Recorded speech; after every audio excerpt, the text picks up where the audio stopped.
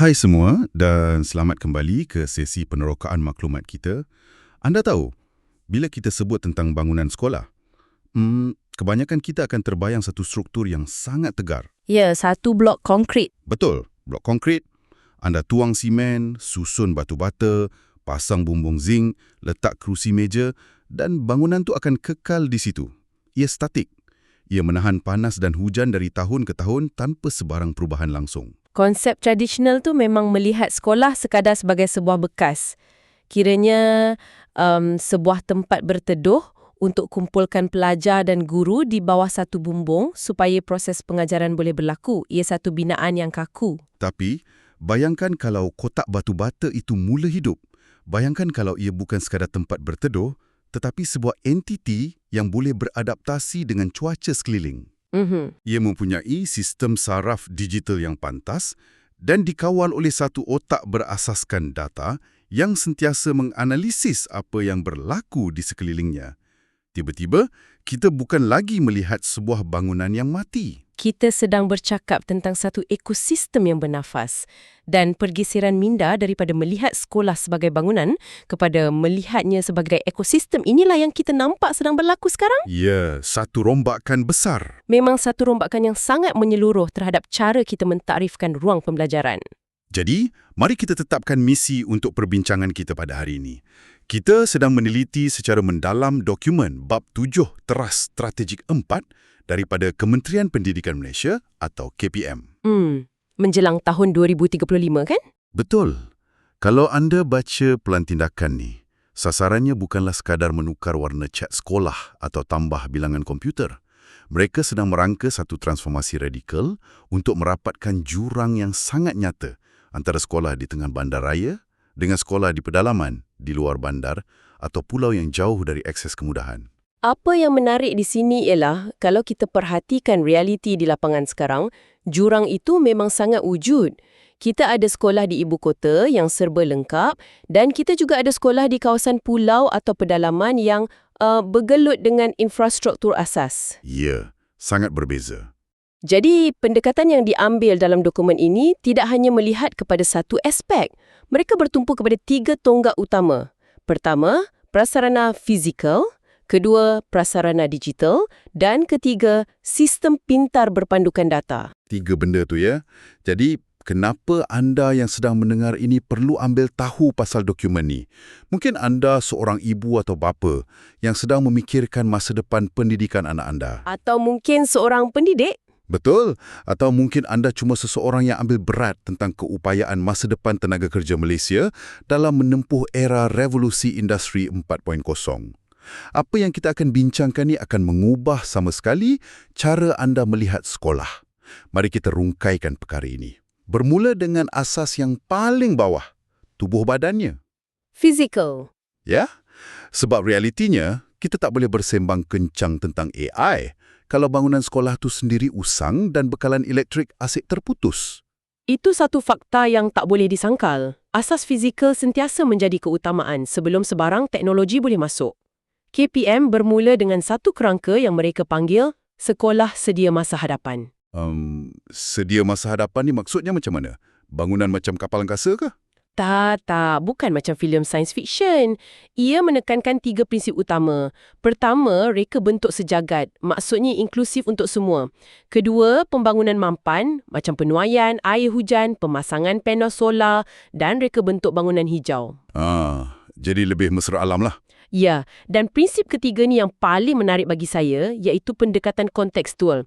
Mereka tak lagi pakai plan standard satu saiz untuk semua. Maksudnya, reka bentuk tu bergantung pada lokasi sekolah tu dibina. Betul. Kalau bina sekolah berhampiran hutan, reka bentuknya mengambil kira laluan haiwan liar. Kalau di kawasan yang kerap banjir, arkiteknya mengambil kira risiko air naik. Atau di tepi pantai, dibina untuk tahan angin lintang. Oh wow, sangat spesifik ya. Macam mana pula kalau di tengah bandar Kuala Lumpur yang tanahnya terhad dan mahal tu? Berdasarkan imej dalam sumber perancangan ini, untuk kawasan bandar yang sangat padat, reka bentuk sekolah moden akan beralih kepada bangunan menegak. Sekolah bertingkat tinggi yang mungkin diintegrasikan dengan kemudahan awam lain. Ini umpama melayan sekolah bukan lagi sebagai kotak batu bata, tetapi sebagai organisme hidup yang perlu bernafas dan beradaptasi dengan iklim sekelilingnya. Metafora yang sangat tepat. Dan adaptasi ini juga termasuk cara kementerian menyelenggara bangunan. Selama ini, sistem kita lebih menjurus kepada penyelenggaraan reaktif. Tunggu rosak baru baiki, kan? Ya, tunggu paip pecah baru panggil tukang. Tapi sekarang, terdapat peralihan drastik.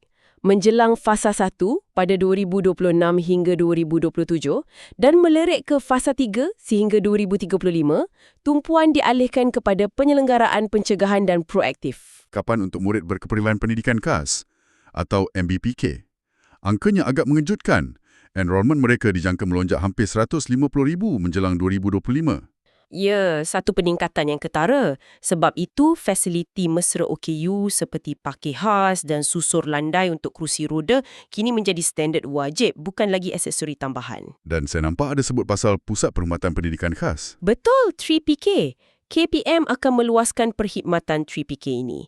Dan lebih menarik, mereka akan mewujudkan 3PK bergerak menjelang 2030 untuk memastikan kawasan terpencil pun mendapat sokongan terapi yang sama. Tapi tunggu sekejap, saya nak persoalkan sikit bahagian ni. Semua ni kedengaran sangat hebat. Bangunan menegak, panel solar, 3PK bergerak, tapi membina bangunan baharu memakan masa dan kos yang besar. Memang? Bagaimana dengan ribuan sekolah sedia ada? Terutamanya sekolah kurang murid atau SKM di luar bandar yang seolah-olah macam terbiar dengan bangunan kayu usang. Adakah mereka terpaksa tunggu 10 tahun lagi? Kerisauan anda itu berasas. Dan kementerian sedar tentang kekangan itu. Kalau kita rujuk kepada Prakarsa 4 dalam dokumen ini, KPM ada penyelesaiannya. Mereka tidak akan membiarkan sekolah lama reput. Fokusnya adalah mengoptimumkan aset sedia ada melalui pengurusan fasiliti yang pintar. Mengoptimumkan macam mana tu? Contohnya, pemodenan pusat sumber sekolah. Perpustakaan lama yang mungkin suram dan cuma penuh buku berhabuk akan diubah menjadi ruang kolaboratif STEM dan hub AI. Jadi bilik yang sedia ada tu dihidupkan semula dengan fungsi baru. Tepat sekali. Malah, KPM juga akan membenarkan aset-aset yang kurang digunakan ini ditukar fungsi atau disewakan kepada komuniti. Ruang dimaksimumkan sepenuhnya. Okey, jadi sekarang tubuh badannya dah stabil, bumbung dah tak bocor, perpustakaan dah jadi hub STEM. Sekarang kita masuk ke fasa seterusnya. Apa yang berlaku di dalam kelas tu sendiri? Di sinilah ia menjadi benar-benar menarik. Kita memasuki era bilik darjah yang dikuasai oleh AI. Ya, apabila asas fizikal dah sedia, kita boleh masukkan sistem digital. Dan tunjang utamanya ialah platform Delima 3.0. Yang platform pembelajaran digital tu kan? Betul. Tapi versi kali ini dikuasai oleh model bahasa raya atau LLM yang dibina khusus untuk KPM. Ia bukan AI semarakan dari luar. Apa beza dia dengan AI biasa yang ada di pasaran? Bezanya, ia faham silibus dan konteks tempatan. Ia ada ciri terjemahan automatik, termasuklah keupayaan membaca dan menterjemah tulisan Jawi, dan ia membenarkan pemantauan masa nyata oleh guru. Wah, tulisan Jawi pun AI boleh baca sekarang. Ya, dan transformasi pembelajaran ini juga bergerak ke arah pelbagai mod atau multimodal. Kita bercakap tentang penggunaan realiti lanjutan atau XR untuk subjek-subjek tertentu. Maksudnya budak-budak pakai cermin-mata realiti maya di dalam kelas? Lebih kurang macam tu. Selain itu, ada juga chatbot AI yang beroperasi 24 jam sehari, 7 hari seminggu, bertindak sebagai ejen pedagogi atau tutor pintar. Maknanya, kalau pelajar tu buat kerja rumah pukul 11 malam dan tak tahu macam mana nak selesaikan soalan matematik, dia tak perlu kejutkan ibu bapa dia. Ya, dia boleh tanya tutor pintar tu dan AI akan bimbing dia langkah demi langkah.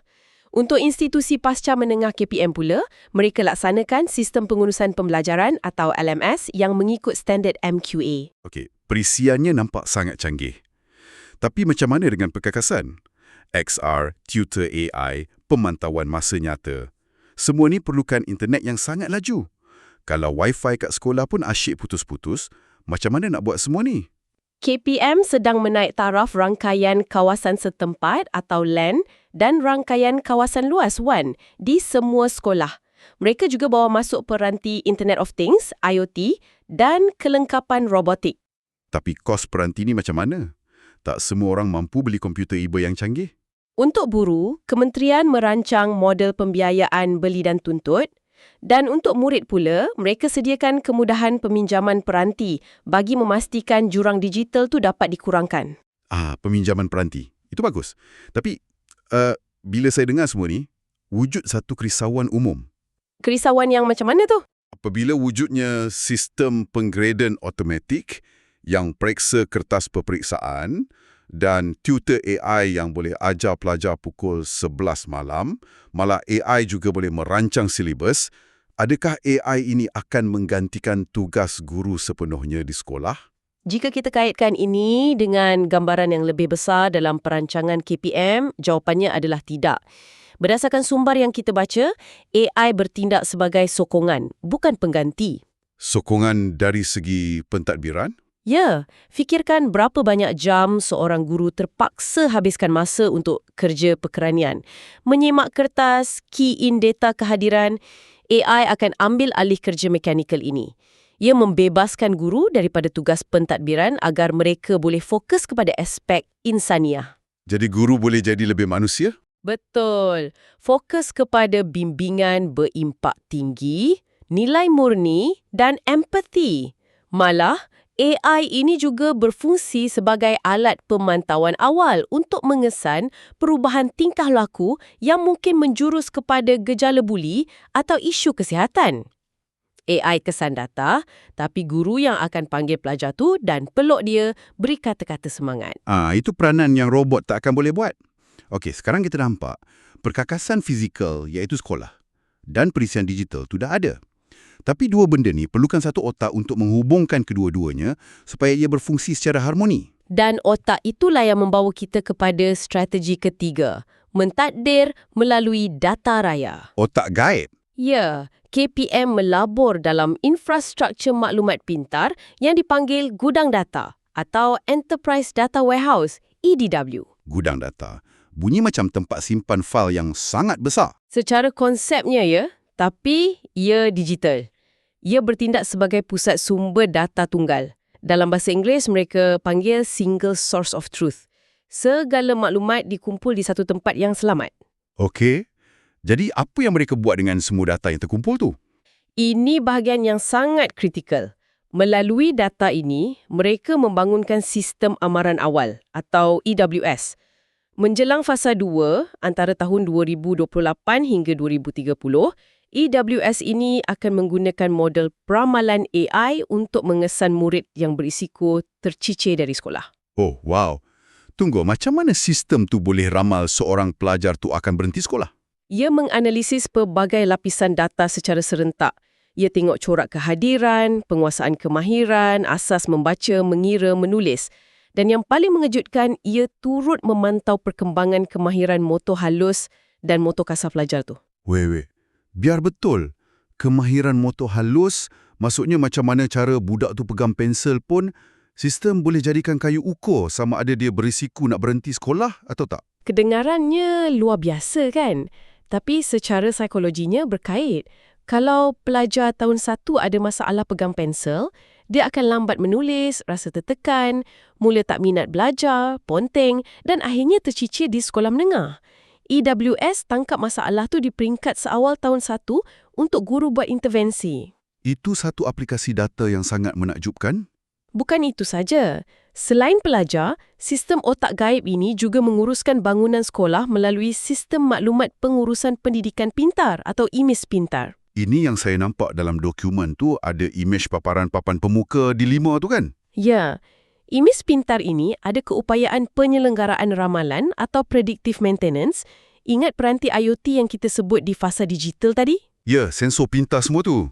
Contohnya, kementerian pasang sensor kelembapan pada struktur konkrit bangunan sekolah di pedalaman.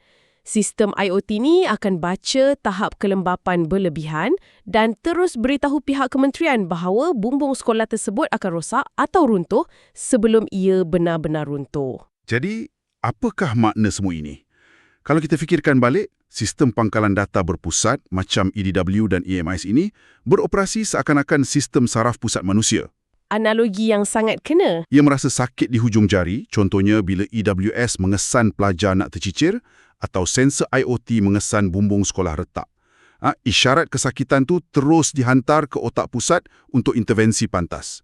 Ia bertindak sebelum kerosakan kekal tu berlaku. Betul. Dan kalau kita nak simpulkan keseluruhan teras strategi 4 ni, gabungan fizikal, digital dan data ini bukanlah objektif yang terasing. Ia adalah satu sinergi yang lengkap. Tak boleh jalan berasingan, ya? Langsung tak boleh.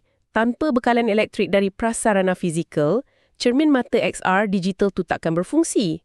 Tanpa penggunaan peranti digital di dalam kelas, tak ada data yang boleh dijana dan dihantar ke AWS. Semuanya berhubung kait. Pendekatan KPM ini adalah untuk memastikan tiada sesiapa yang tertinggal, tak kira di bandar atau luar bandar. Ini sebenarnya selari dan memenuhi janji global di bawah matlamat pembangunan mampan, khususnya SDG 4 dan SDG 10 berkaitan pendidikan berkualiti dan mengurangan ketidaksamaan. Ini mengingatkan saya dan juga anda yang sedang mendengar bahawa evolusi yang kementerian sedang rancang ini bukan sekadar mengenai alat mainan teknologi yang canggih di bilik darjah. Ia lebih dari itu. Ya, ini mengenai membina daya tahan masyarakat. Betul. Kemahiran kelangsungan hidup anak-anak anda di dunia nyata sedang distruktur semula sejak di bangku sekolah lagi. Satu persiapan untuk dunia masa depan. Jadi, sebelum kita berpisah, saya nak tinggalkan anda dengan satu pemikiran provokatif untuk anda renungkan. Jika pada masa hadapan, sistem amaran awal atau EWS ini kelak mampu membaca secara tepat potensi, minat, kelemahan dan risiko setiap kanak-kanak melalui analitik data raya yang sangat hyperperibadi, adakah konsep sekolah beraliran yang statik macam aliran sains atau sastra tu masih relevan? Soalan yang sangat menarik. Atau adakah setiap individu di Malaysia nanti, tanpa kita sedar, akan mempunyai satu kurikulum rahsia mereka sendiri yang dibina secara unik oleh AI, khas untuk potensi mereka seorang sahaja, sesuatu yang patut kita fikir-fikirkan. Teruslah bersifat ingin tahu dan terima kasih kerana menyertai sesi penerokaan maklumat kita pada hari ini. Don't forget to subscribe and share.